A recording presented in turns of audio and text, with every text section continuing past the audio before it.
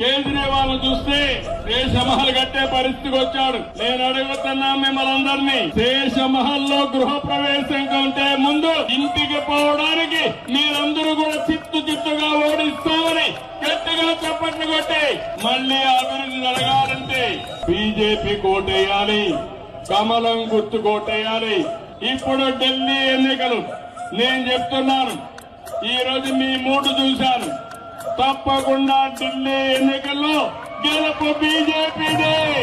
BJP 46 స్థానాల్లో ఆధిక్యంలో ఉంది. అంటే ఘోర ఓటమి దిశగానే ఆమ్ ఆద్మీ పార్టీ వెళ్తోంది. అరవింద్ కేజ్రీవాల్ ఓటమి దిశగా వెళ్తున్నారు. ఏపీ సీఎం చంద్రబాబు నాయుడు ప్రచారం చేసినటువంటి ఆ ప్రభావం ఎక్కువగా ఉన్నట్టుగా కూడా మనకి అర్థమవుతుంది.